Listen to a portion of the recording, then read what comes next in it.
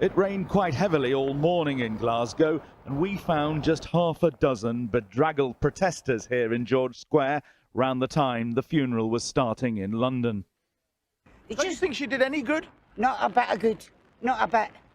I'd put a stake through her heart and garlic round her neck to make sure she never come back. Isn't that a pretty horrible thing to say when her funeral's going on right now? Too bad, too bad.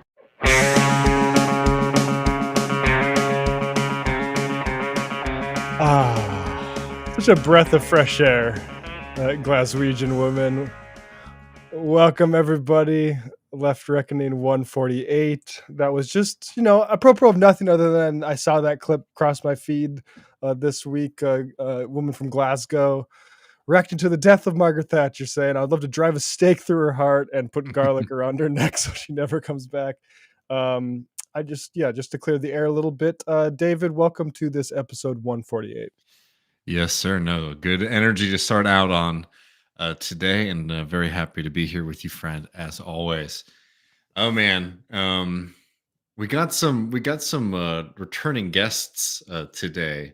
In a little bit, we are going to be taking. We haven't done a kind of good IDW clip in a while, Matt. No, for people who are curious, intellectual dork web. That's a Michael-ism of their intellectual dark web. Right? Sam Harrison, all those folks. When took a bunch of pictures behind a bunch of bushes somewhere in California. Was it Barry Weiss who did that? Right, that was Barry Weiss. Yeah. It was Barry Weiss wrote the feature, even though she's part of the dark web herself. I would say, and it's pretty awesome. It's funny. Sorry, Matt. No, yeah. No, well, just funny, in left media, sometimes we know a lot of, we know each other all pretty well, both in print and in podcasts and things like that. And there's always this sort of okay, well, how can we sort of do any reporting or even publishing, publicizing each other? Well, we have to be careful, right? Because there's a little bit of a fine line between particularly print, right? That you don't want to just be writing glowing reviews of your friends. And it's very funny to just see that hey, I don't know why the fuck we're even getting worried about this in our small papers and things like that when the New York Times is letting Barry Weiss just get a professional photographer to take pictures of her friend's dinner party. Yeah, exactly. It's her friends sneaking out of bushes, including some that were accused of pretty stuff in the case of Richard Shermer. And yeah, that's the New York Times though. It was funny actually. I don't want to get too much into this because we're going to be talking about Michael after 148, but a lot of places noticed Michael after he actually was deceased. And all of a sudden we're commentator dies. Wasn't giving him any attention while we were actually putting the show together. And meanwhile, Ben Shapiro gets called the cool kids philosopher. Any fucking right-wing charlatan gets complete pride of place in what's supposed to be the paper of record, but which by the admission of the nepotism case that runs that paper now, I forget his name, but they are a capitalist paper. They believe capitalism is the best economic system the world's ever seen, and they exist to defend it. Well, anyways, we're going to get into it in a little bit, talking about how a lot of these new atheists are finding God. It's very exciting for them. Really, a turn that I think Dave was the first that I noticed be wait, is he getting religious? And it was basically his, barnstorming across the country with Jordan Peterson, where it's oh crap, I guess the entire thing I built my career about, that you're stupid if you believe in religion, particularly if you're a Muslim. Well, we need to actually reel a little bit of that back. Especially if you're a Muslim thing didn't really do as much work as we needed it to. We need to go flatter Christians and anti-abortion people and Zionists also. No, exactly. But anyways, we're very happy to be to be able to spend some time on that. So we'll get to that in just a moment. We do have just a couple quick things to get to. One, folks, don't forget that this is a great time to hook yourself up with some Left Reckoning merch. We have our Fence Cutters hoodies, our new Great Plains t-shirt, our classic Left Reckoning ball cap, and our Big Tex tank. It really helps Matt and I out a lot, continue to do this program. Pretty nice winter gift or New Year's gift for somebody. They might not be able to get there by Christmas if you order them now, just letting people know. They still might. I just can't guarantee it to you. But it really does help us continue to grow there. So you can get that at leftreckoning.com/store. And there we go. Look, perfectly Fresh out of the pressed. wash. There we go. There you go, folks. And it is warm, I can tell you that. I wore it on a cool day walking into work, and I needed to switch into a t-shirt once I got in. So if you have a cool apartment like I do, it is something you want to add to your collection, I think. And we can get that at leftreckoning.com/store. And just really fast after the show, immediately, as always, we're going to go to the post game. We'll be taking y'all's questions, voicemails. Matt and I have some fun stuff, Joe Rogan clips, I think, and a couple other things. You get access to that patreon.com/leftreckoning. Really helps us continue to grow. But I mean, I don't want to front load the show too much. We have the story we want to get to. We're going to talk about it a little bit after our conversation on the IDW. But there is, a kind of anniversary that we are up against. This is Left Reckoning 148, which for people who watch TMBS know, TMBS's last show with Michael was TMBS 148. Matt and I are going to take a little bit of time to sort of reflect on that. But just sort of wanted to, acknowledge that going into it. It's a kind of bittersweet or strange anniversary or milestone. I don't really know how exactly to think about it, but it's certainly on my mind. Yeah, I feel the same way. We'll get into that after the interview. But let's dive into the show, Matt. You ready? Because we have this story, and I'm sure people have heard about this, but we wanted to make sure that we're highlighting it and talking about it on this program, giving a little bit of our analysis on it, which is this horrific story right here out of Texas with this abortion law, which is one of the most disgusting, draconian, nasty, hate-filled abortion bans in the country. The way that it not only denies people access to healthcare and medical treatment that they need, but also directly puts doctors and healthcare workers under threat is truly disgusting. And we'll get into some of the aspects of that in just a second. But just to sort of set the table, I think most people may have heard about this story, but if you haven't, we're going to be talking about Kate Cox, who has been caught into this disgusting net of Texas's near total abortion ban. Now, before we really get into this case, there's just two things I really want to establish up front. One is Kate Cox is already a mother of two, wanted to become pregnant, and wanted to have this child. But the fetus was diagnosed with Edwards syndrome, which made the pregnancy non-viable, and also put Ms. Cox at incredible risk to her own health, her life, and her future capacity to have children. That's one.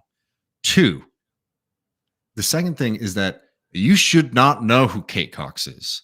The public should not know her personal tragedy, her health conditions, her personal medical conversations with doctors, and what she intends to do about this absolutely heart-wrenching and devastating moment. I mean, I feel so much for this woman and for her family and for everything that they're going through, to not only be denied the medical care that she needs, but to also be made into a kind of public spectacle. I was seeing today online just like these absolute freaks on Twitter and X commenting on her medical case, as if some jackass in Western Michigan, has any right to say or opine about what kind of medical care this woman deserves. It's just a truly, truly disgusting moment. I think you really have to front load that here, is that this isn't a story that anyone should be engaged with except for her and her doctor and her family, right? But we know this. We know about this law in Texas. We know about the devastating effects. She's not the first person to be put up into this difficult and dangerous situation by this devastating law here. But we know about this this kind of aspect of this law, which is set up, frankly, to punish and harass and humiliate women. The GOP has been dead set for a long time on denying Americans basic rights to health care. The Democratic Party has played politics with Roe v. Wade for generations. And because the Texas GOP, in addition to being cruel in their intent, are also some of the laziest, thoughtless politicians out there, these guys regularly struggle to put together a coherent and workable legislation, dropping whether or not we think the intent of what they're trying to do is good or bad. They create these kind of laws that are fueled by hatred and bigotry and antisocial reasonings, but they are also become a nightmare in practice, both because, again, the intent behind the laws and the lack of thought when it comes to actually crafting what the text of these laws says. because like so much of Texas GOP politics, they want their law to ban abortions in the state of Texas, but they also wanted their soundbite too, right? They wanted to be able to say when asked, oh no, of course there'll be exceptions in medical situations.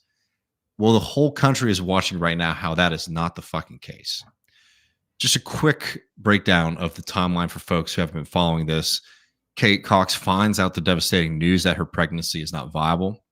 In order to comply with this law, her doctor asked permission from the court to provide necessary medical treatment. Again, absolutely absurd to having to be able, to be consulting with the court or consulting with exactly. I mean, this is the problem. Is like what this should not. This should not involve courts. This is a medical thing. What? And it's like especially insulting that we don't even have like a state right to health insurance. Like, it's just fucking appalling. Like how often like does the small government party get to play that card when they're the ones putting literal fucking judges between women and their doctors and medical procedures? Or like it's appalling. No, the denial of healthcare here, the spectacle that comes with something like that is absolutely disgusting. The harassment that this person is facing, the harassment that the medical professionals around her are facing too, is the absolutely jeopardy, disgusting. the health jeopardy. Yeah. And just getting into that a little bit. So a Travis County judge rules that this abortion can happen, that this necessary medical care can happen. And Ken Paxton, again, recently getting out of an impeachment trial, instead of heading to his favorite hotel to get a massage or visiting his mistress under pseudonym, decides to work a bit of overtime this weekend and pleads with the Texas Supreme Court to overrule this Travis County judge and continue the harassment of this woman.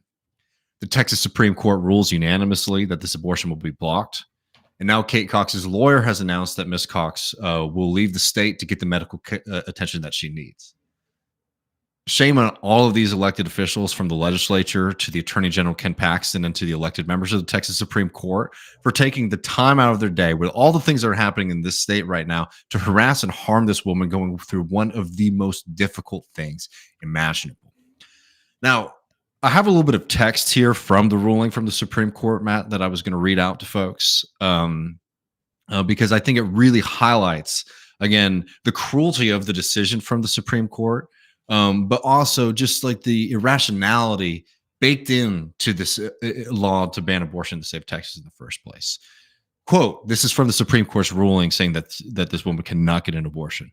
Quote, a pregnant woman does not need a court order to have a life-saving abortion in Texas. Full of shit already here, right? Our ruling today does not block a life-saving abortion in this very case. If a physician determines that one is needed under the appropriate legal standard using reasonable medical judgment. If Mrs. Cox's circumstances are or have become those that satisfy the statutory exemption, no court order is needed. Nothing in this opinion prevents a physician from acting if, in that physician's reasonable medical judgment, she determines that Ms. Cox has a, quote, life-threatening physical condition that places her at risk of death or poses serious risk of substantial impairment of a major bodily function unless the abortion is performed or induced. Already here, we're full of shit. Because already a doctor says this pregnancy, one, is not viable, but also poses a direct threat to the health and safety of Ms. Cox. One, to her direct life, and also to her future ability to have children. Again, a, quote, major bodily function unless the abortion is performed or induced. Now, I'm not a lawyer, Matt, so of course I'm going to go into this with a little bit of humility. Are doctors? Kind of like how these folks aren't fucking doctors either. Yeah. And that's sort of exactly the point that we're at in this state. What doctor, or even the even more risk adverse hospital in the state of Texas wants to take on the massive penalties outlined in the Texas anti-abortion law if a Paxton or the Texas Supreme Court decides to come after them after the fact? The answer is simple. They're not. They're not going to do it because they do not want to face those penalties. And in fact, before the Texas Supreme Court came out with their ruling, the Attorney General's office of the state of Texas contacted 3 different hospitals in the state before the Supreme Court made their ruling, threatening them that if they perform medical care on this woman in an emergency situation, they could face stark punishment. So all of this kind of weasel word nonsense that we're getting from the elected Texas Supreme Court here is absolute bullshit. They did know that there was a problem with this law. Well, great.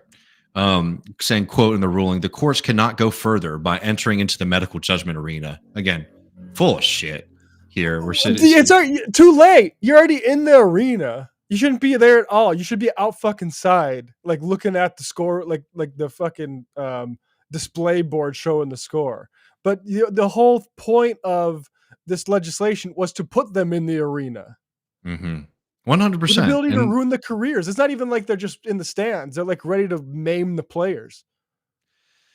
And then they go on to say the Texas Medical Board, however, can do more to provide guidance in response to any confusion that currently prevails.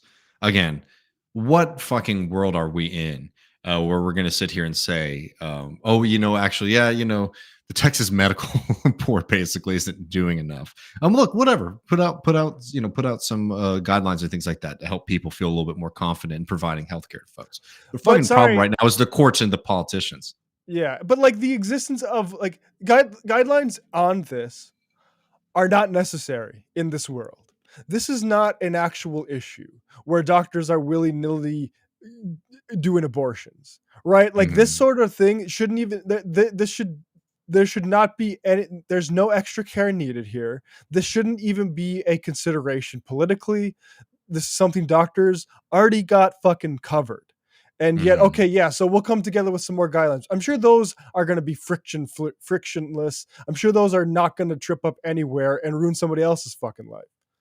Well, also, because at the end of the day, the court, because again, effectively, that's what they were doing in this ruling is saying, hey, what we got from this doctor wasn't actually an explicit call. They were saying, oh, this is my judgment. And they're saying the standard is like inarguable fact, right? Yeah.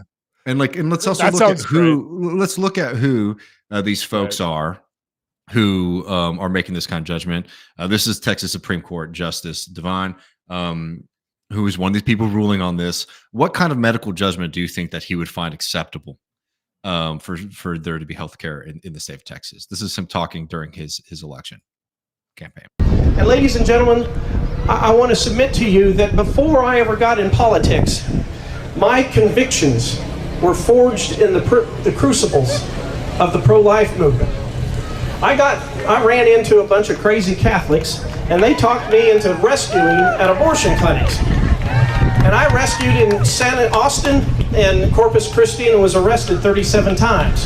Now, isn't it an irony that today I stand before you as one who could very well win the Texas Supreme Court?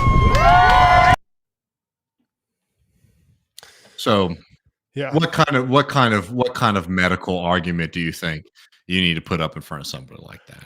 It's Looney Tune bullshit to sit here and treat this with any kind of credence or reasonableness. Right, exactly. And all these judges, all these politicians acting like law, law's a fucking joke compared to medicine. And I'll also just say, very appropriate that we had Eiynah Mohammed on this week with all these fucking fundamentalists and the way they make a mockery of a Republican form of government. Like this shit is, I remember downtown Fargo, my entire undergrad going to JL Beers on Main Street. Right next door was the Red River Women's Clinic. And always in front of that were these fucking assholes like that guy, the crazy Catholics. They're thinking they were saving people's lives, and actually what they were doing were harassing young women or women just in general, trying to get reproductive health. And I fucking hate those people. I don't like, this is a Michael Brooks, a sort of anniversary. And he always, wants to be kind with people. I fucking draw the line there. Maybe it's too close to home. I'm sure he would agree with you too, friend. I'm sick of those fucking people. They're lucky that they've gotten off easy is what I'll say. And again, as we were just talking about, what has become so basically, like here's the end line here, is one, this poor woman had to go through not only one of the most difficult experiences of her life, difficult enough to find out that a wanted child is not viable, that is a threat to your life. That devastating news is just unimaginable. And I feel so sad and devastated for her to then be put through this from not only the kind of public spectacle of it for the dignity in the first place of having to sort of petition to courts to get medical treatment, but to go through an experience of getting a judgment from a Travis County judge that you were going to be able to get the necessary medical treatment, and then having the attorney general of the state pulling in overtime shifts to make sure that you don't, is truly, truly disgusting. And then we know the makeup of this court and how they ended up ruling. The expanded aspect of this, outside of even just the question of healthcare regarding to abortion, is what is going on in the state of Texas when it comes to medical professionals who work with women and in pregnancy in general. This is just one of the many, many stories I highly suggest on this. Was in Slate. The title is by Sophie Novak, called "You Know What? I'm Not Doing This Anymore," and it breaks down the flight of so many OBGYNs and medical professionals in the state of Texas because of the threats that they're under, right? Because of the difficulty of providing care in the state. Again, and in this case specifically, the artificial and bigoted and nasty and anti-human legislation. But before any of this shit, Texas was already one of the most difficult states in the country to have a child because of the underfunding of healthcare, because of the poverty that exists in the state.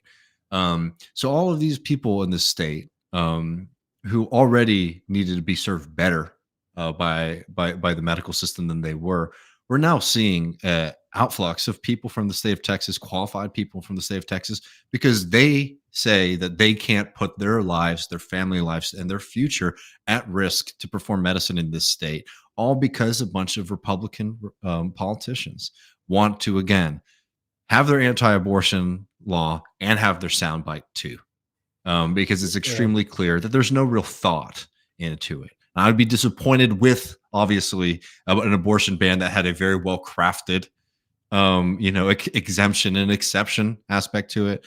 But the fact is that the worst case scenario is to have an abortion ban and to also have this quagmire joke disaster of an exemption, which, as we are all seeing, everyone in this country, everyone in this state is seeing very, very clearly does not exist in the state of Texas. Yeah, and that exodus of OBGYNs is not just a Texas problem. CBS News had an article Halloween this year. Idaho's restricted abortion laws are fueling an exodus of OBGYNs, with more than half of those who specialize in high-risk pregnancies expected to leave the state by the end of the year. So all this fucking shit about how much Republicans care about the middle of the country thing. Like, again, we're seeing they're going to get people killed. And I mean, I know somebody who was, when I knew her when I was younger, anti-choice. And unfortunately had a miscarriage. And that procedure, as we turned out, is like we discovered with Kate Cox, is the same procedure actually as an abortion. DNC is, I can't forget what it actually stands for.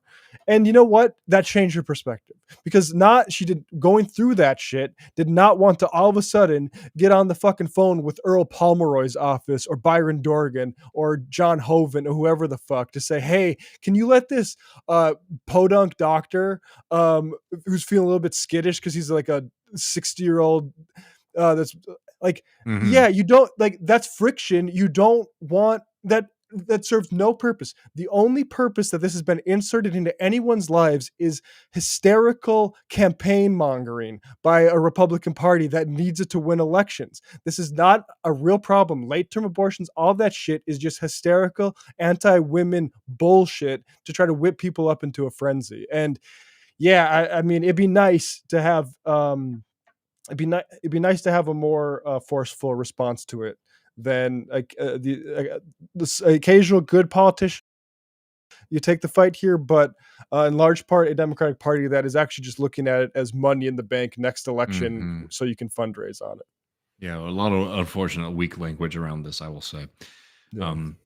But folks, and we're going to continue covering this and continue this fight, because this is, obviously a lot of the focus has to be on the Republican Party and the formation that sort of creates these dynamics. As Jules is saying there, though, again, already a number of women have died. And you're hearing pretty horrible whispers of some of the things that people are having to do in this state to be able to get medical care. And it's extremely dangerous and dark. But it also means that, this kind of wishy-washy political fight against the right is just unacceptable at this point. Because this, you could call it a ticking time bomb or something like this, but this is something that's been announced for decades, that this was around the corner. And there was a complacency and a willingness to fundraise on it, an entire financial nonprofit operation around it, certainly a political fundraising operation around sort of holding up abortion as something under threat instead of actually finishing that fight once and for all. Right. 'Cause now we're seeing the significant consequences of that, and they're horrific. Yeah. And even just looking back at the whole Roe versus Wade period, like, again, it was like saving abortion, but not with any sort of focus on, yes, you have the right to health care. It is no, the government can't tell you what to do because of privacy. Mhm. And that, like, kept in stasis. I mean, at every point where we decided, oh, we want to expand healthcare in this country, that became an issue. Bart Stupak, Michigan congressperson during the Obamacare fight, was saying, well, I would love to do this measly half-assed third way approach to extending healthcare coverage to people, but I'm worried that some of it is going to go to abortion. He was a Democrat.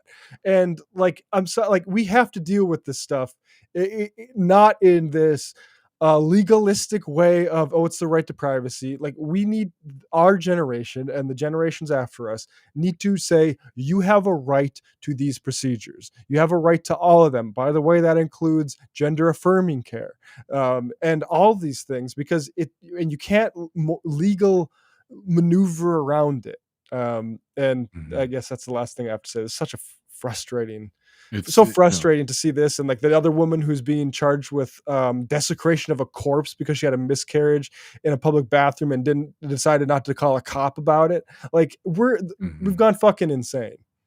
No, it is a very dark and emblematic tragedy that I think really shows a lot of things are fucked up in this country and in this state for sure. But folks, we're gonna switch gears a little bit and talk about some other dark and twisted fundamentalists. Some fundamentalists. I think we can let this this interview speak for itself. I will say one thing that I do sort of regret not bringing up is, I don't know if you remember back in the day, the Sam Harris and the Noam Chomsky emails when they got leaked. Oh yeah. Noam Chomsky has the best response about Sam Harris, which is that he's a religious fanatic who worships the state. And I think that that actually might answer some of our questions about why all these new atheists are now finding God.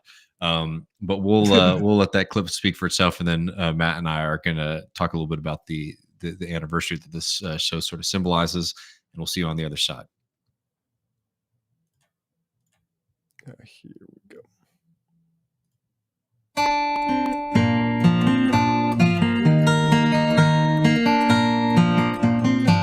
Welcome back, Left Reckoners. I'm Matt Leck. With me, as always, David Griscom. Hello, David. What's up, brother? Not a whole lot, but we are joined now by Eiynah Mohammed-Smith. Eiynah is at Nice Mangoes on Twitter. She's also the host of the Polite Conversations podcast, which I highly recommend. Eiynah, thank you so much for being here. Thank you so much for having me. It's a pleasure. Yeah, so it's our pleasure, and what I want to talk to you about is this. I was telling David, like, you're one of the few people who I've been following from new atheist circles who I think is still worth following, that hasn't become like a rabid Islamophobe, for instance. So with that in mind, I'm just curious, or actually, I just wanted to invite you to introduce yourself for folks who don't follow you on Twitter or follow Polite Conversations. Your sort of, I think, good faith entry into the new atheism sort of sphere, and then disillusionment with it. Okay, so basically, I grew up in Saudi Arabia, which is a theocracy, and growing up a woman over there is not the funnest experience because the state makes you wear a black cloak. I mean, I hear things are changing. I've not been there for a while now, so forgive me if this is a bit outdated, but at least the state used to enforce black cloaks, and there was morality police, like literally, So I'm of Pakistani background, but I grew up in Saudi Arabia. So I wasn't like a Saudi, and expats in Saudi Arabia are kind of uh, they kind of exist in a segregated sphere. So we don't really experience life as it is for Saudis. So there's like compounds for expats, for many expats, not all even. I guess I was privileged enough to live in a compound that kind of had like more lax rules within the walls.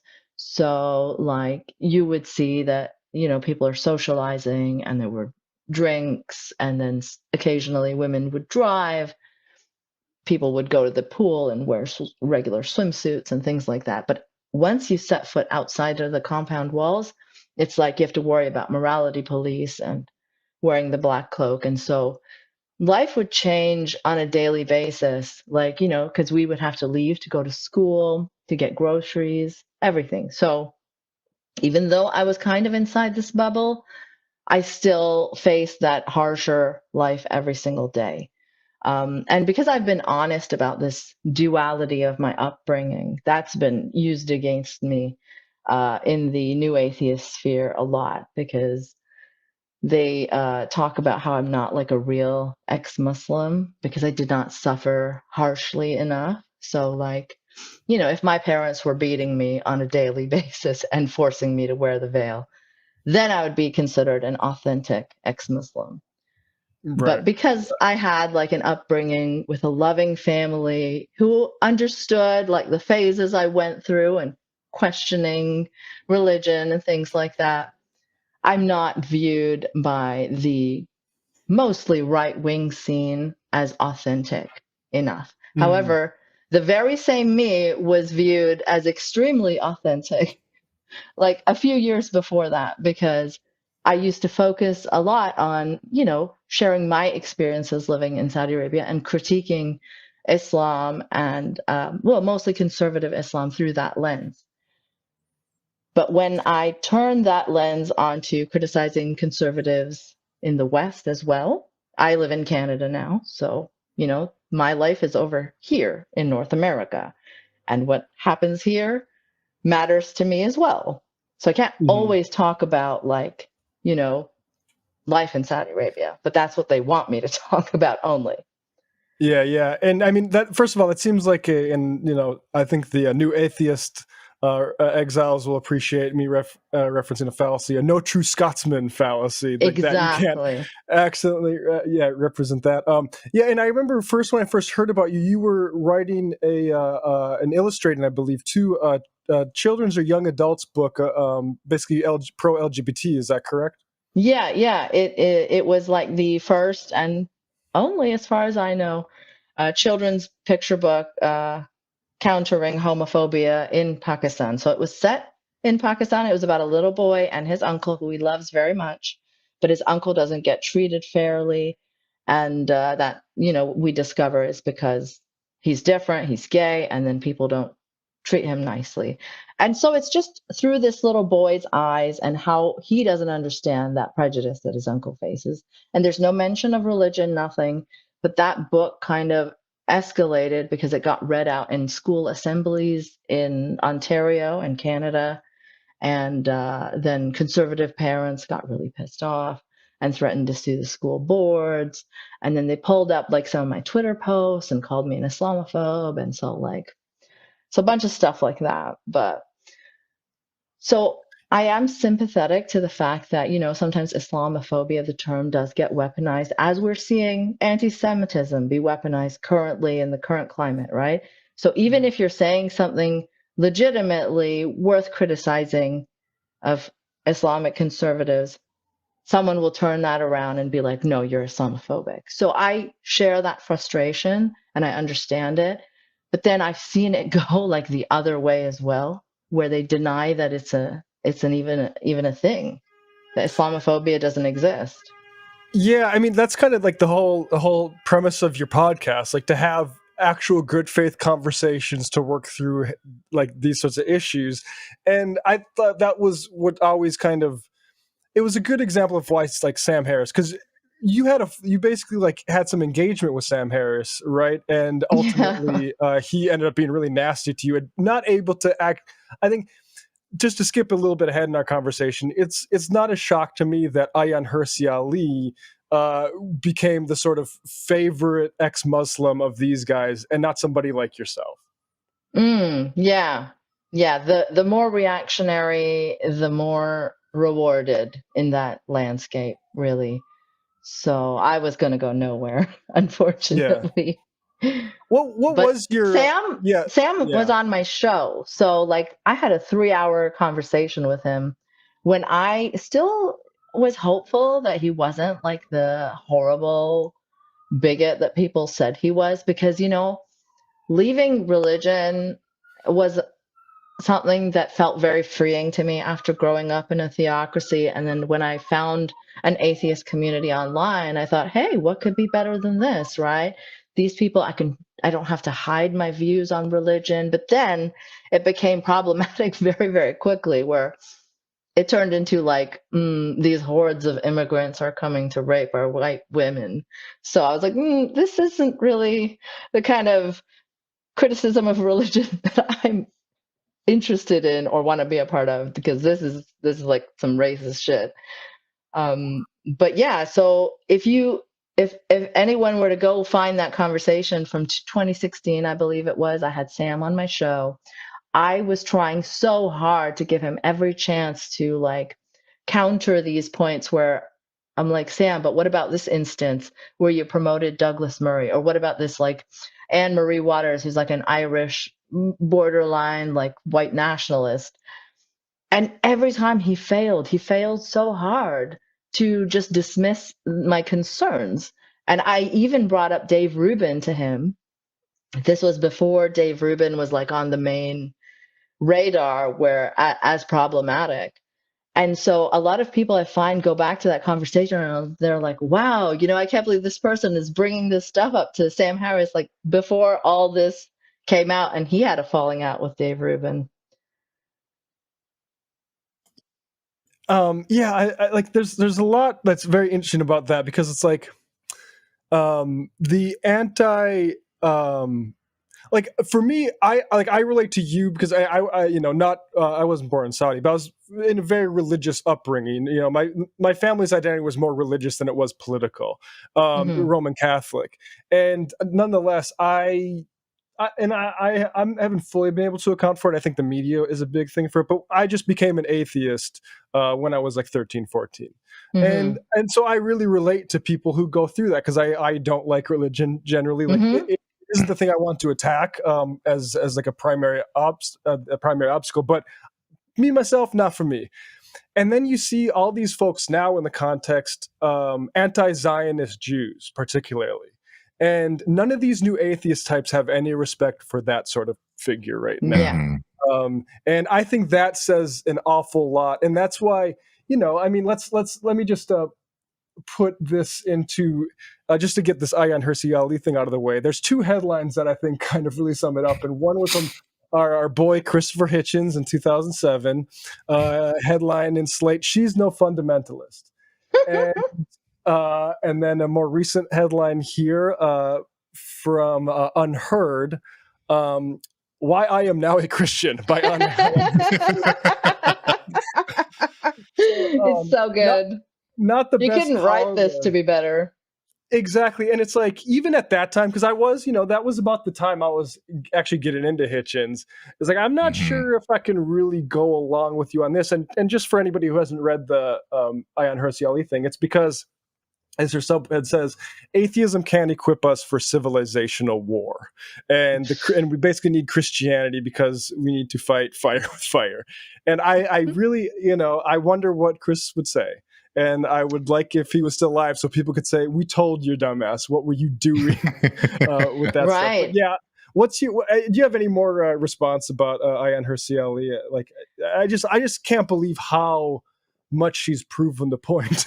Like, I know. That Hitchens thing is wild to read, because it's like he's taken like Timothy Garton Ash being like, "Ooh, I'd like to see what's fundamentalist about this." Well, I think we can see it now. So, excuse me.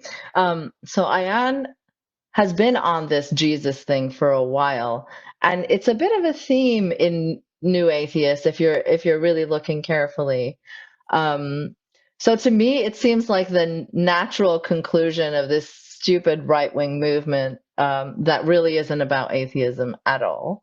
So Ayan used to go around saying how we should try and convert Muslims to Christianity because they won't be willing to give up their barbaric religion. Maybe they'll be able to embrace this cute and cuddly Jesus Christ, who's a lot less harmful. Which never caused any problems for anybody. No, never, not at all. And so, like, you know, even Sam Harris has touted her as like the most like enlightened secular feminist ever. I do this like mini series about Sam Harris in particular because I find him so insidious, and I feel some sort of responsibility to call him out because I guess I was a part in defending him at certain times. And he slides under so many people's radars because he's good at like masking, well, not that good, but better than say Dave Rubin, right? So people are like, what do you mean? He's a liberal. No. He's very, very, very right wing.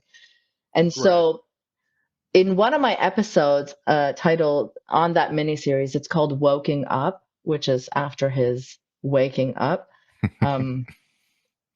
It's titled Sam's Favorite Feminist. And so I go into like the details of Ayaan Hirsi Ali and how reactionary and unsecular really she's been for years now. Yet she's been touted as this like amazing secular humanist feminist hero. Like it was not like ages ago that she was doing talks at religious universities. They used to claim that it's because no one else would have her. But I mean, no one else would have her because she's spouting reactionary talking points. Right. I mean, she's a nutcase. Like I remember her saying about Anders Breivik, the Norway killer, that like he basically had run out of other options because no one was listening to him. And she said that and like to me, it's like it's hard to talk about the suppression of right-wing views for that guy being a motivator when he literally cited all these different thinkers, including Ayaan Hirsi Ali, as to why he needed to act the way he did. So actually, like, no, the media part was fine. He's just like, okay, none of you are going to go shoot up like young left-wing parties summer camp and set some bombs off to protest Muslims. And her response was, yeah, don't look at me. You guys are suppressing these people who say like Europe should stop committing suicide. Like, way out there, and only because like she has had an interesting life, and that's the only reason I think people like the only valid reason for saying like, okay, what do you have to say? But when it starts coming out like that, like, yeah, you shouldn't be inviting her to your university. Right. And also, like, I think it's been proven that a lot of the experiences that she cited have not been true. So she's had an interesting life, but like to what extent do we know that those experiences are authentic? Like I have trouble trusting her now because she's truly deranged. Like she's said things like BLM activists and wokeists are like jihadists essentially because they both have chants. I mean, this is the thing that's like I think is like exceptionally clear in this essay that in the Unheard about her conversion to Christianity, because for something like this, it's exceptionally lazy as a piece. The first half is just sort of her saying like, by the way, if you didn't know, I grew up under Islam and it was really, really rough, right? And that's a bad religion. And then towards the end, it's like, okay, well, what are the kind of positive arguments for Christianity to be? I mean, these are old school, extremely boring kind of Sunday school youth minister things where it's like, if you don't believe in God, then you can believe anything possible, right? And you could actually become a reactionary, right? And it's like, okay, well, that's not like an affirmative case for Christianity, right? Because and she doesn't even affirm anything particular about Christianity. I'm not even just trying to nitpick. I'm like being very explicit here. If you read this piece, it's exceptional because there's no affirmation of like, even some things that like if I want to write it. Yeah, if I exactly write something about Christ, there's nothing in there about that. It's really, it's just like you could become a woke moralist, basically, or Christian, and there's not really any other around there. And it's also, I mean, the only kind of positive thing that I can glean from it is that, like, hey, it's sort of important to have like community, right? Which again is just exceptionally lazy as an argument for Christianity over any other religion. Yep. Yep. And that's how they go usually, right?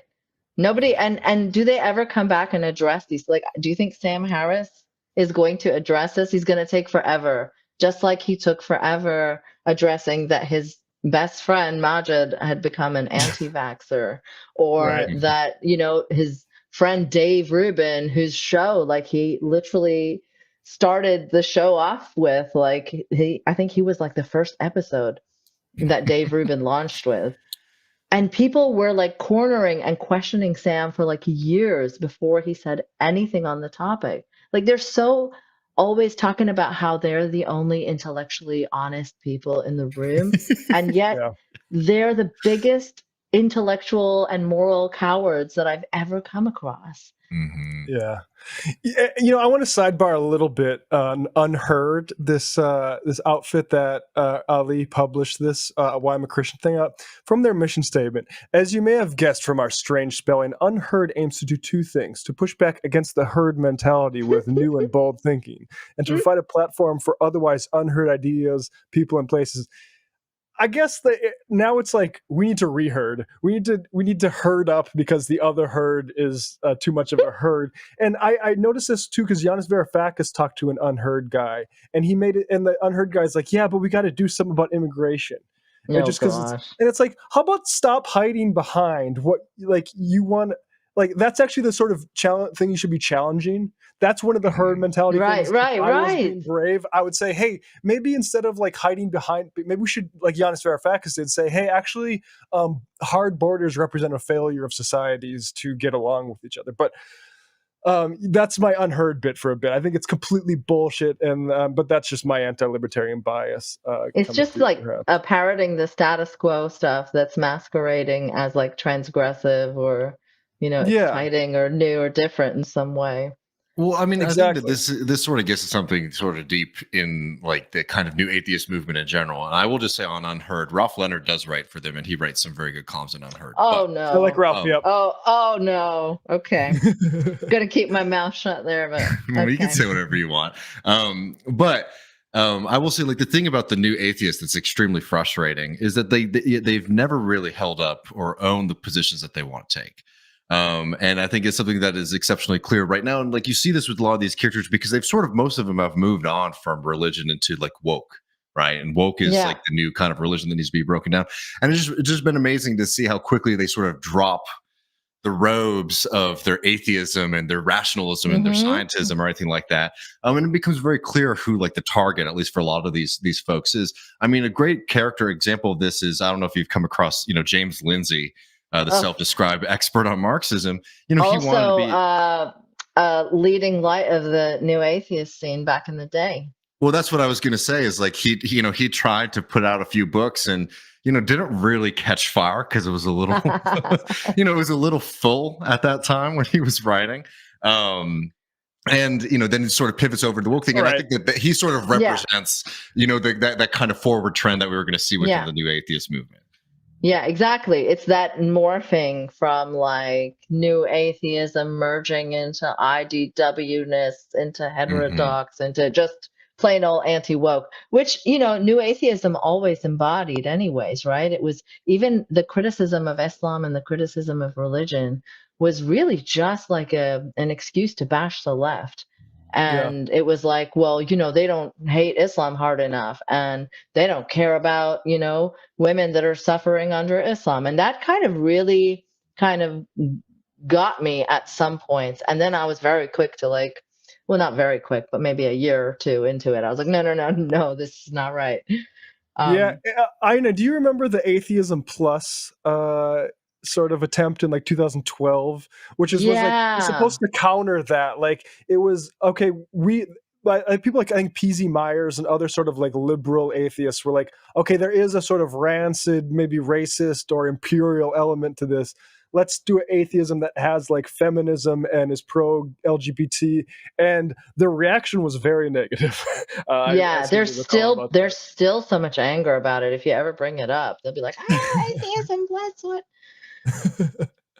Yeah, But that's if you look at just the trends in the movement, you have Dawkins talking about like how the sound of church bells are beautiful, Mhm. unlike that horrendous guttural, I don't know, call to prayer, Islamic prayer or whatever. And Yeah. then you have James Lindsay, like, was it like a white nationalist Christian evangelical organization that he was joining hands with and doing all this anti-woke anti-CRT stuff? And then Yeah. Dawkins was retweeting him, retweeting events of theirs that was like beginning with like a morning prayer, and then he quickly unretweeted it. And then we have Douglas Murray, who keeps saying that, Mhm. we have a God-shaped hole in society. And it's like, what kind of atheist are you, man? Yes.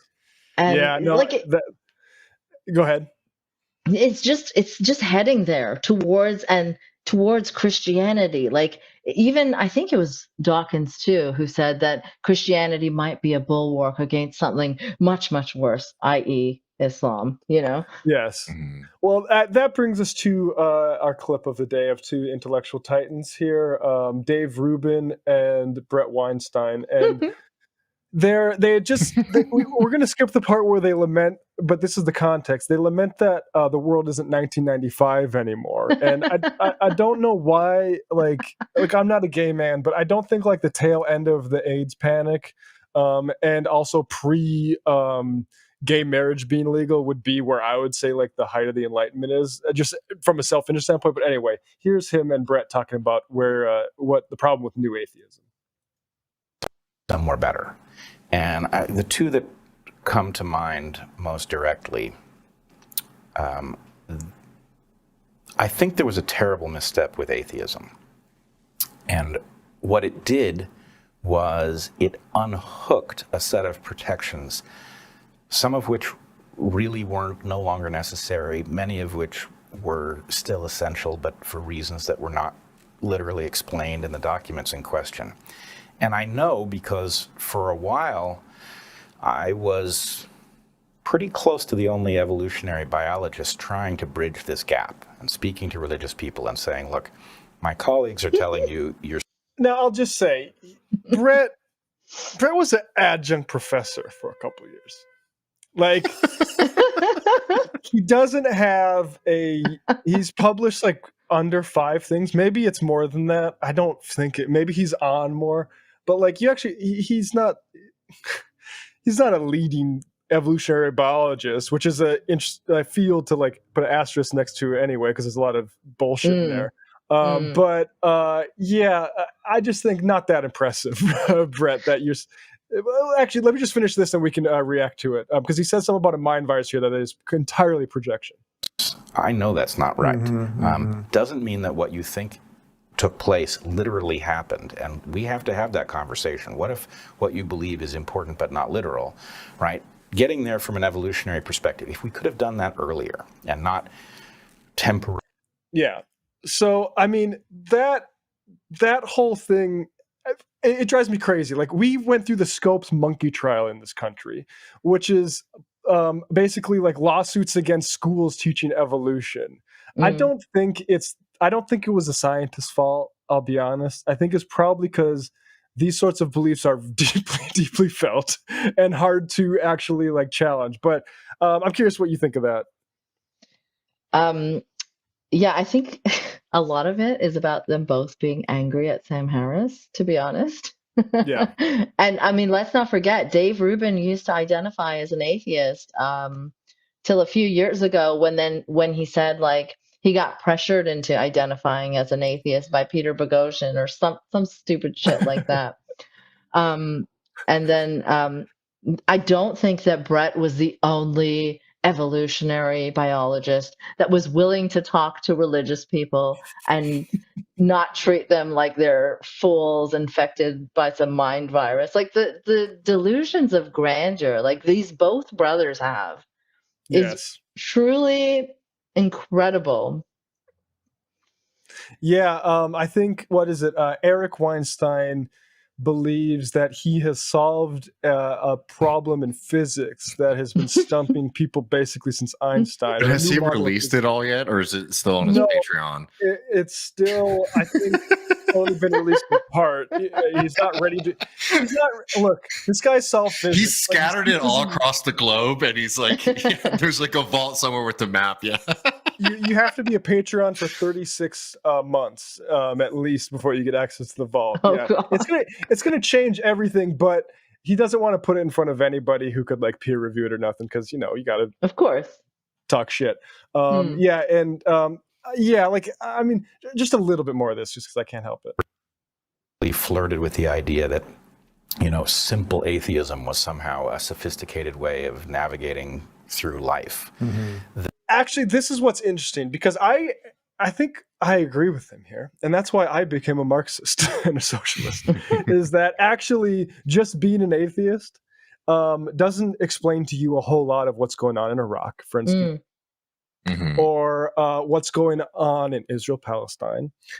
Actually, these things aren't about a holy book. The thing about the Arab world, for instance, is that like the rise in what do you want to call it, violence or anti-Semitism that occurred subsequent 1948, and around that time, there was not a change to the Quran at that time. New atheists might not know this, but there was no change to the holy books.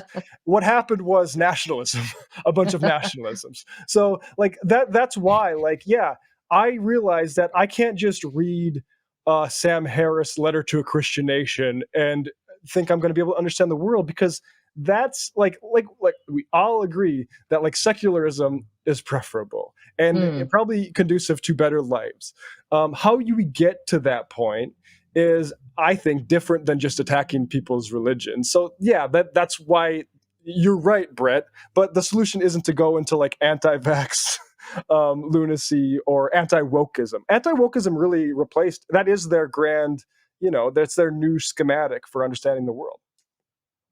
Yeah, or old. I mean, that's what anti-SJWism was. Yeah, fair point. Yeah, SJW, that term isn't around anymore. David, you going to say something? Oh no, more political correctness or whatever. No, I'm just all I was going to say is it's just exactly.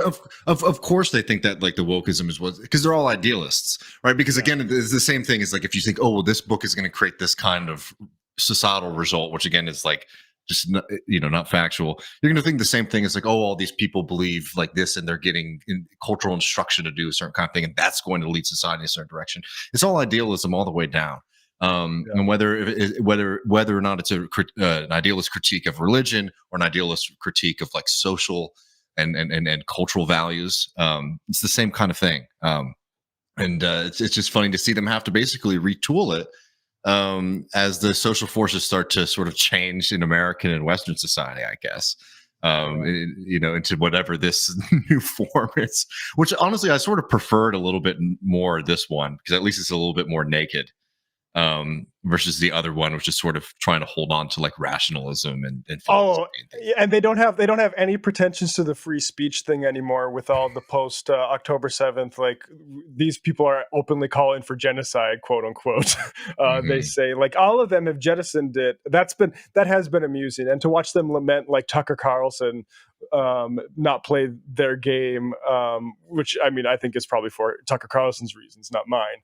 But yeah, that's been very interesting the last few months. But they'll go right back to it when they need it. It's not like they're going to be like, oh yeah, we gave that up. No, they're going to be back and forth as they feel like they need it. They'll be like, no, we were always about free speech. What are you talking about? And it's wild, but like, you're right, and it's like so crazy because right now they are the we need safe spaces people. Exactly. Like literally, like you're wearing that scarf, I'm unsafe.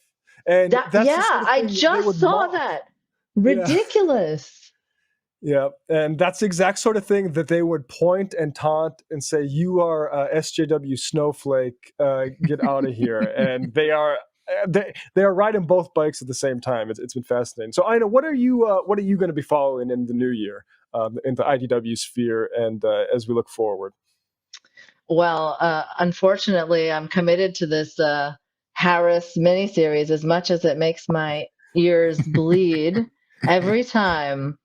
I feel like I have to just see it through till I'm satisfied. Before October 7th, I thought I was just going to dive back in for like a quick 1 or 2 finalizing episodes. But then he started pumping out all this bullshit on this current situation, like literally parroting the most ridiculous IDF and Israeli propaganda that anyone that considers themselves a rational intellectual would be embarrassed to just parrot like that. Like he's still literally saying that the only motivation for Hamas's violence is religion. Only. The only motivation. Right. Yeah.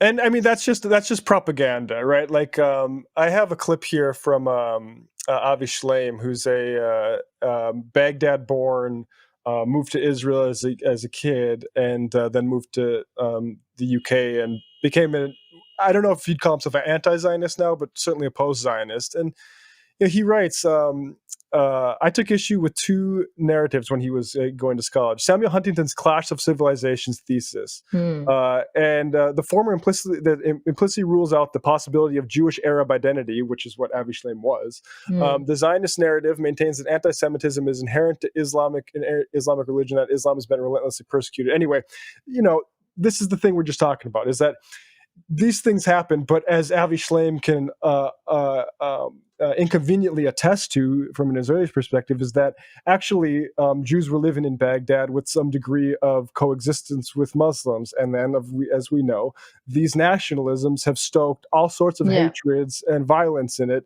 And again, that's what the IDW and the New Atheist, that was the problem, is that they really gave a simplistic answer to those sorts of histories. And it's one that, like, honestly, that's the biggest problem with Hitchens, as Dave and I have talked about, like that he didn't, with Hersey Ali, couldn't suss that out.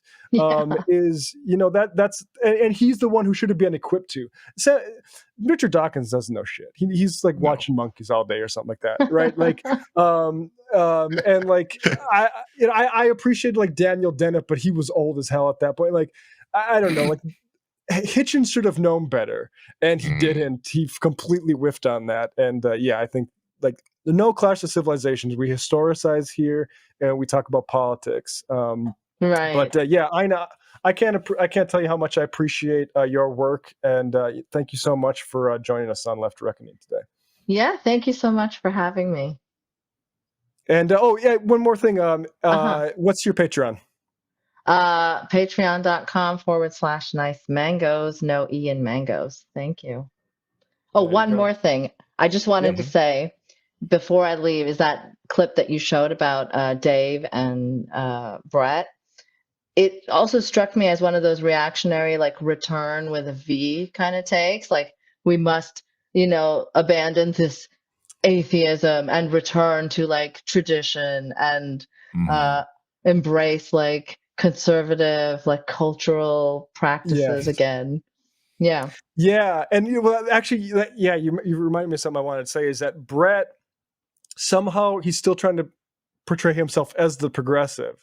So he's like, yeah, Dave, I know you want to just return, but I still think we need to be more creative. But that's an easier conversation to have when you're not specific about literally a single thing that you're talking about. Like, can we get concrete about it with regards to COVID or Israel-Palestine, or are we just going to talk about ideas, and some old ideas are good and some new ideas we really need? And how do we judge it? It's so crazy. It's like, it's the same shit they've been having, the same conversation for a decade now with these jokers. And exactly. I can't believe people still like to sniff those farts.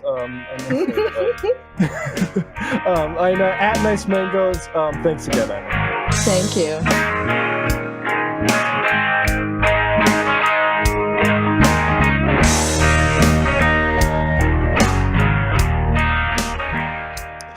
Yes, folks. I do think if the IDW didn't exist, we would almost have to invent them as sort of archetypes for just poor thinking and, I mean, errors in judgment and understand the world that have been with us since, I mean, the 1800s before then.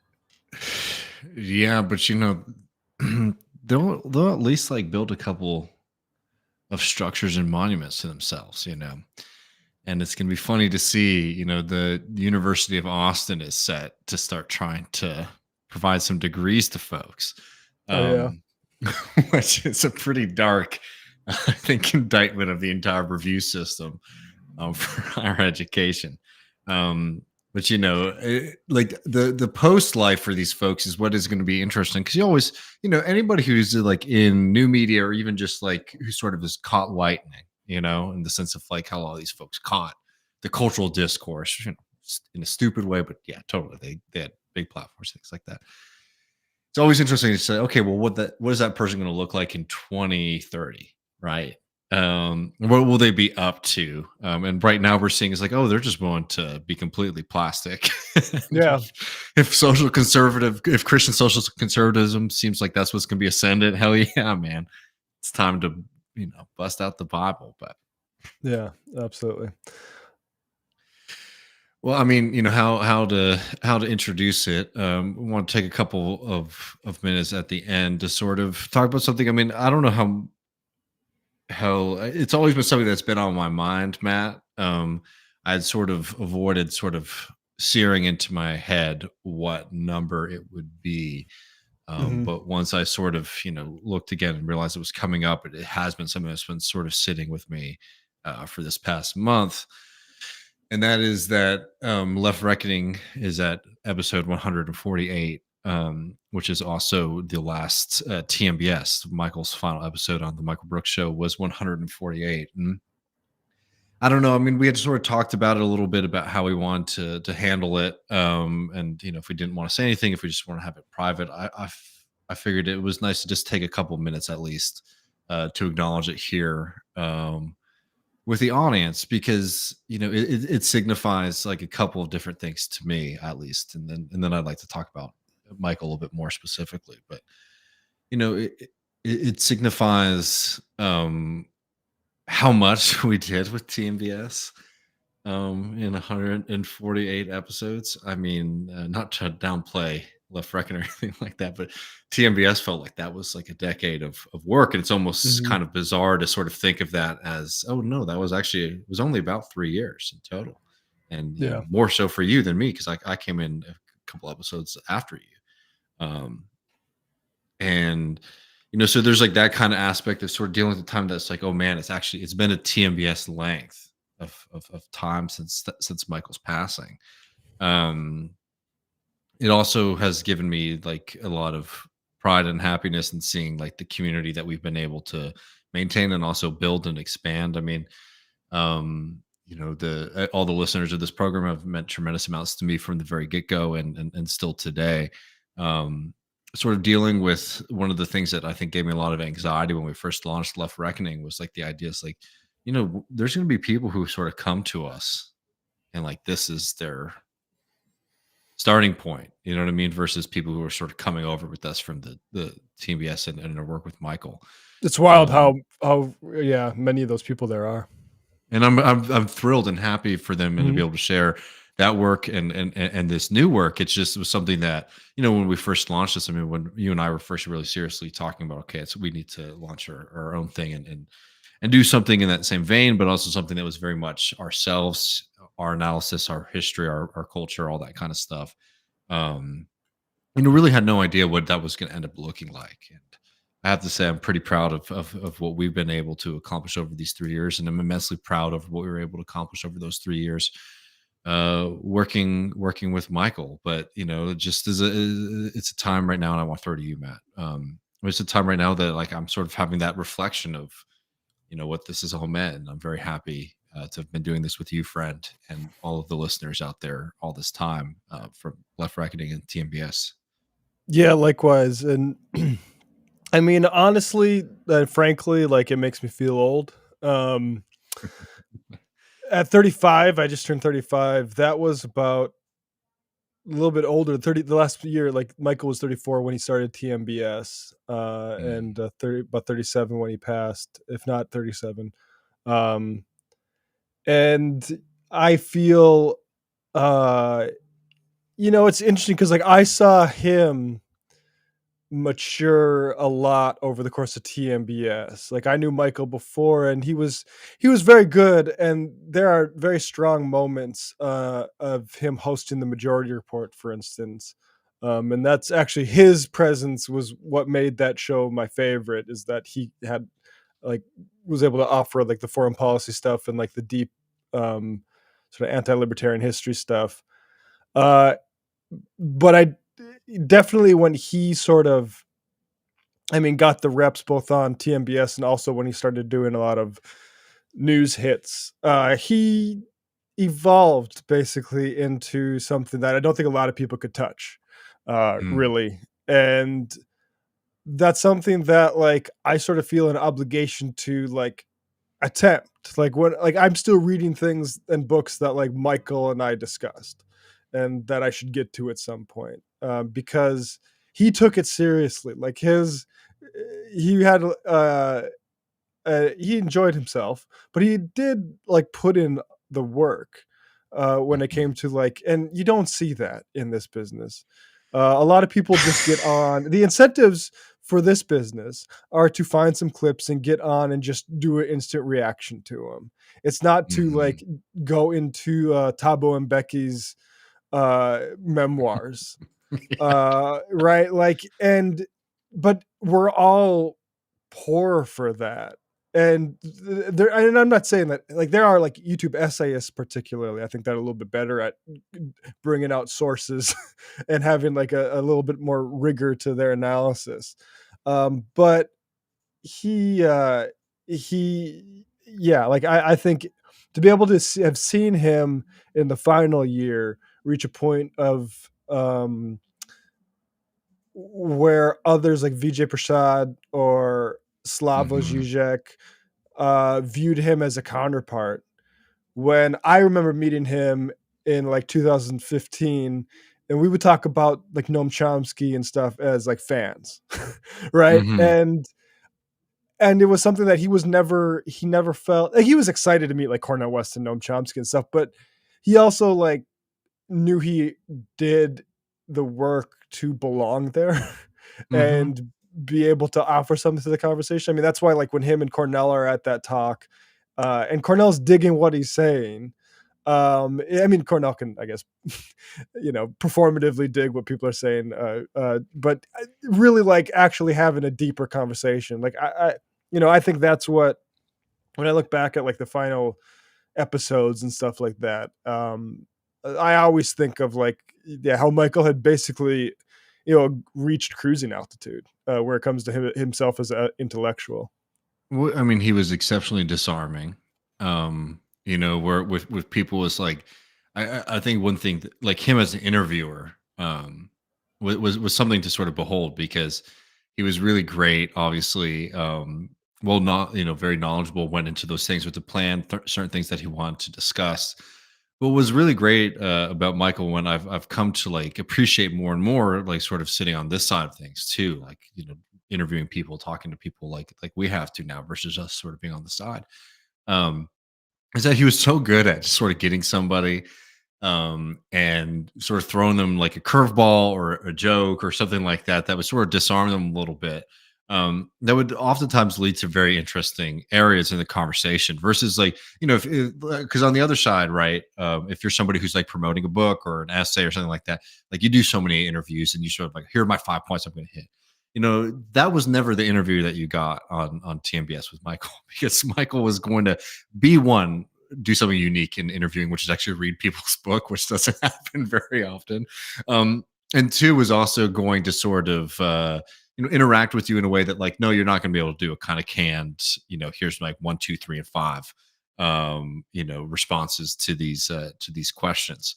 And it's something that I think was like very human and welcoming about that entire program, and his work that I really really appreciate. I will say while we are talking, um, a little bit seriously, and I want to keep on that. I think it's also really important, as you were saying, Matt, like talking about this evolution and things like this, is that like I think it's exceptionally clear to me, the evolution, both like, politically, in the work, in the view of what was going on. I don't think that when he launched this thing, and you were there at the beginning, so you tell me, if he always knew how big it was going to become. But one thing that is exceptionally clear to me is a big time glow up, and I am sort of poisoning the well a little bit here. But these are from his initial kind of press release when the TMBS went live. That was almost maybe left over from Two Dope Boys. I think so. Yeah. And then let me just pull this one up. To this is there is a huge style glow up. And I mean, and it was fun because there's two things that people sort of knew about that Michael, particularly in that year 3 towards the end. It was like tracksuit or suit. Every show had like a very particular look. And I know, for example, he really, especially later on, did not, and I don't want to talk bad about anyone else's work, but he did not like his initial kind of press docket for the launch of TMBS. It always sort of cracks me up, sort of thinking about like the final product, what the vibes were, what was sort of being promoted versus like what it was going into it, and seeing that like there was a massive kind of realization of something that I don't even think was fully sort of fleshed out at the beginning. Yeah. Well, I mean, I also think that's a before and after of a guy figuring out that, oh, actually I can do what I want for a living. Yes, exactly. I don't need to and I don't need to impress some sort of like marketing manager, or because like the whole like thought of Two Dope Boys in a podcast, which is like, how do we make money out of this? That was before even Majority Report was making money. There was just no fucking money. And it's like, how do we talk about this stuff, but also get money and like pay for rent and stuff? And it was, let's do this thing where it's like politics, but branding. And oh yeah, I forgot about that. That's what Two Dope Boys was. We were hoping to get like, I don't know, like, I don't even know the brands now, like Bape or whoever, to like hire us as consultants, and like never panned out. Ultimately. I don't really know. It was like, we're going to talk about like brands effing up, and it was fun, but it was like, we wanted to be talking about, especially Michael, like wanted to be talking about politics. And then like, luckily, like the business model became doable through Patreon, and all of a sudden we could actually do that. Yeah. No, I mean, this is the time where we can sort of reflect and say what would be going on now. I think that's extremely like irresponsible. I think a lot of people sometimes, I think less so now, but there was a period, I know you and I both sort of experienced this, people be like, oh, Michael would have done this, Michael would have done that. I don't even feel particularly comfortable in saying one thing or the other unless I can sort of root it in something specific. And I'm going to tell random commenters on the internet, you as sure as fucking hell have no idea what was going on. But I know that one thing, and it's just like sad to not see it, is like in that same vein of what you're saying, Matt, is like being able to expand and sort of be like, okay, we have this opportunity to talk politics and do it in a certain way. I know Michael kept on saying something to us, and I have to admit, I was always a little confused as to what he meant by it, but I think I sort of get it now. What he was saying is like, I want to do less politics. I want to do less politics. I want us to do less politics. And I don't think what he meant by that was like not talking about like politics in like the big sense, but moving away from kind of covering, oh, here's the congressional race, and oh, are progressives winning in this Massachusetts election. Right. To getting into those kind of deeper conversations on history, to kind of political organizing, to like just general, like how do you build a working class movement, that more holistic view that's like not as much attached to the news cycle. It's always pertinent. It's always evergreen. It's something that we always are sort of thinking about. And I think that was sort of being cooked up, and you can see that a lot actually in the transition. And I think maybe year 3, like 100 to 148, is that there was like a general kind of push to sort of move away from just being another kind of like election recap show, which a lot of programs are, or a clip shows like, okay, here's the hot things on the internet today, to actually sort of driving and setting the conversation. And I think one thing that Michael was really good at too was, he could do both, right? He could do both really well. He could respond to whatever dumbass thing that Howard Schultz had said that week, and then also, okay, 5 minutes later, we're going to take a deep dive into Thomas Sankara, and talk about liberation and that history. But yeah, I mean, and I think that's, I totally understand why he wants to do that. I mean, as somebody who covers politics more on my other show, like I do think that, like, and that is where attention is. Definitely. I can't tell you. It's wild since October 7th, when all I can think about is basically bombing, how into George Santos people are. Like it's a crazy appetite, and I think like it's not healthy. It's a entertainment product for a lot of people. And yeah, I don't, I understand, like I get why, I don't know, I don't really understand a whole lot of it, because I get, maybe that's sort of like a Daily Showification type of thing, like people got used to. That's the, I almost feel, I don't know how to explain it. Yeah, and I mean, this isn't the first opportunity we've had to reflect, and I'm sure it won't be the last. So I don't want to overburden it or overdo it. I will just say that, like, for me personally, working with you, Matt, has been a huge honor. Working with Michael has been a massive one as well, and I've learned just a tremendous amount. I mean, in the same way of talking about the difference in that before and after photograph that we just put up. I feel like I was moved very much in working with Michael. I mean, when I first came on to that program, I was I remember, I think it was like 1 or 2, and I didn't know Michael, so forgive me if this is off base or anything like that. But I remember him saying something. He's like, "I'm not afraid to admit it. I'm a democratic socialist," and texting some of my friends and being like, "Oh God, this is like this hard revelation here from this." I was not. I really liked Michael. Don't get me wrong here, but I was just sort of like, okay, my role here is to be like the radical and sort of steer the ship.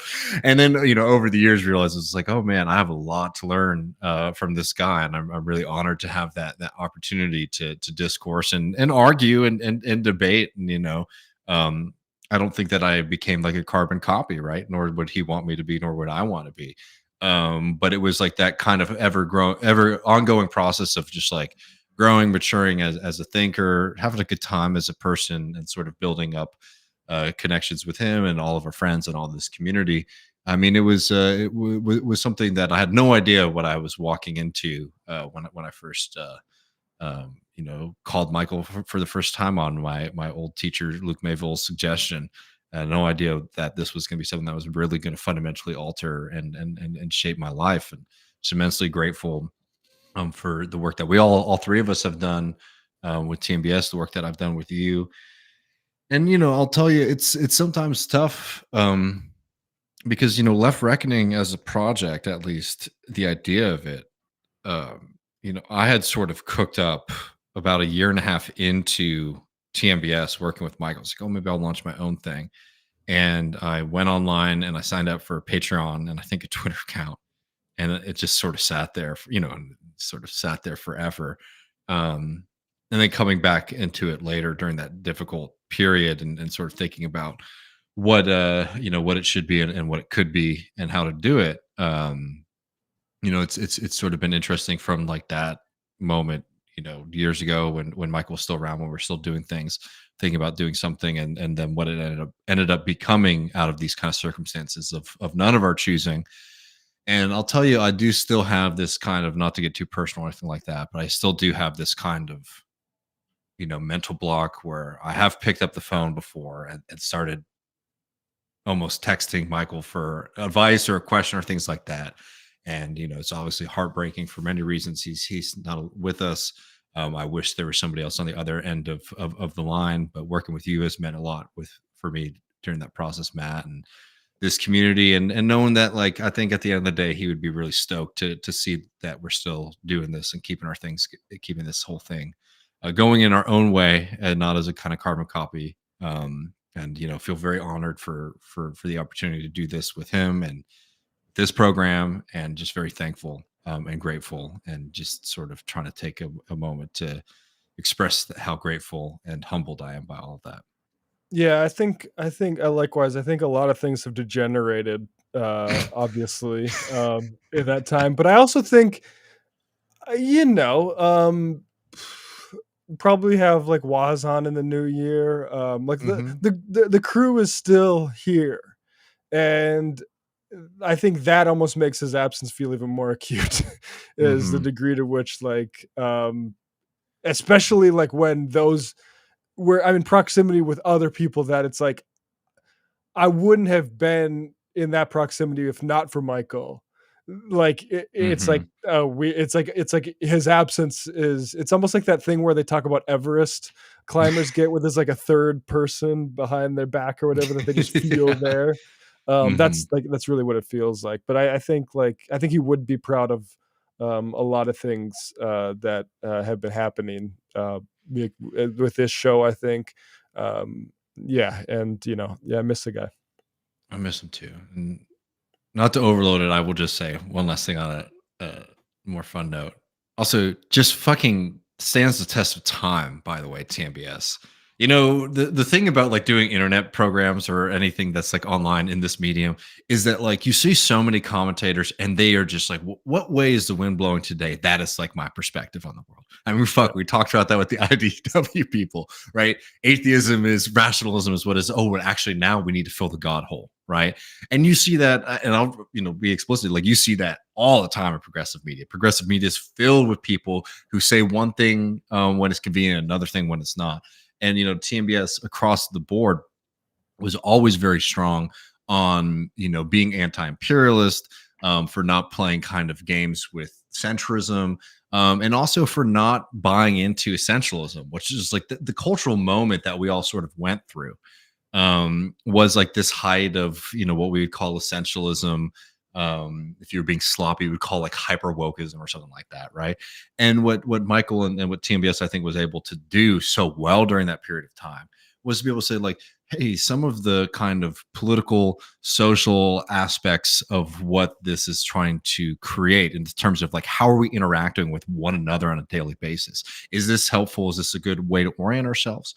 And being able to criticize that without becoming a reactionary and saying, racism doesn't exist, or like becoming like soft on trans rights or gay rights or anything like that, And I think that's one thing that, like, I'm really happy about when you look back at TMBS, is seeing what that discourse was like, seeing how cowardly a lot of people were in sort of talking about, I don't know, some of the excesses or some of the points that sort of weren't well thought through in the left movement, particularly like the online left movement, without ever falling into the trap of becoming a reactionary, without ever falling into the trap of not being somebody who's actually fighting for social justice, actually fighting for liberation, actually fighting being a cop for empowerment, or being a fucking cop, or being a cop, right? Which is on the other side. And like, you can look at that and just really hang your hat up high. And there's many moments where you get a lot of pressure because people sort of want you to say a certain thing in a certain way, and Michael just never did that. He never backed off of any of his positions. He never became soft. He never let that change him. Because another thing that you do see is some people who might criticize those things, maybe even from a justified position, they just become reactionaries eventually. They might not even start there, but they just get so worked up of dealing with people all the time, right? The criticism, things like that. Never ever fucking happen. And I know for a fact that would have continued all the way through, and just was very blessed and happy to work with that guy, and showing a kind of model of how to be able to maybe like criticize some aspects of the left without ever bending on the fundamental principles of humanity, of dignity, of social justice, that are what like unites us. And that's like a kind of touchstone that I always sort of try to revisit every once in a while when I do get pissed off at some of the weird things that we see from folks. Yeah. But I think to close us out, folks, Matt and I are going to go to the post game, patreon.com/leftreckoning. We'll be taking some calls, questions. We got some good clips in there for all of y'all. I got a clip of Joe Rogan that has me so goddamn pissed. So you're gonna want to hear that. It's not the one of him with Stav trying to get Stav to throw refugees under the bus, but it's about communism, and so we'll talk about that. We'll be talking about that for sure. But before we leave y'all, please join us in the post game, patreon.com/leftreckoning. All the membership really does help us continue to do this program, keep all this stuff alive. We do have a clip here from TMBS that is apt because it's about none other than Sam Harris and this whole cohort. And I was trying to find a clip that sort of captured a little bit of the behind the scenes TMBS vibe here. So there's a little bit of back and forth here. I don't talk as much in it as much as I would have liked, but I am wearing a big University of Texas football t-shirt, which I feel like is representative enough. But please enjoy this and hope you all see us in the postgame, patreon.com/leftreckoning. Man, if all of these people were on Twitter at the time, all of their feeds would literally just be slavery should end, but like Lincoln is divisive. Harriet Beecher Stowe is an SJW. Is Frederick Douglass secretly a Mohammedan? that would be the whole fucking feed.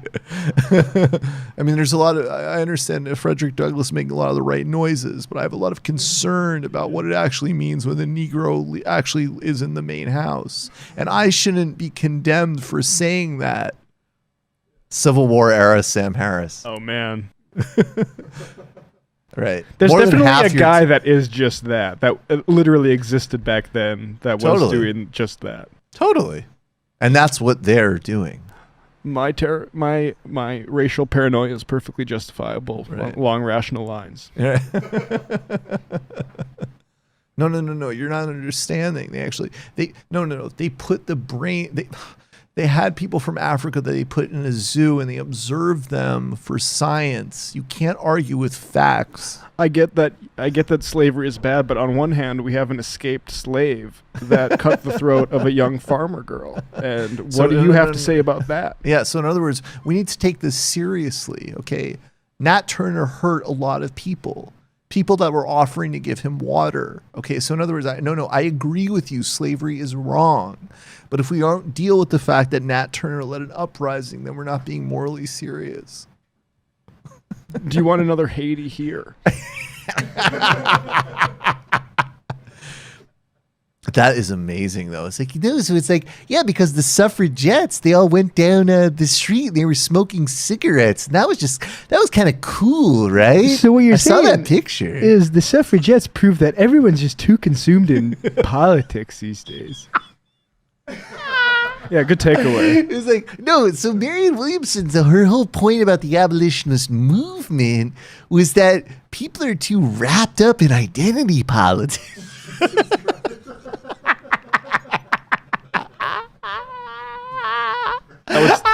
That was just 5 minutes in, too. So. Oh my God. He's so fucking stupid. I didn't know we beat Finkelstein to the Nat Turner. No way ahead of the game. Well, folks, appreciate all of y'all so much. I'm very happy to share this journey with all of y'all. That's Left Reckoning 148. Looking forward to the future and what's next. We'll see y'all over the post game, patreon.com/leftreckoning, and see you soon. Peace.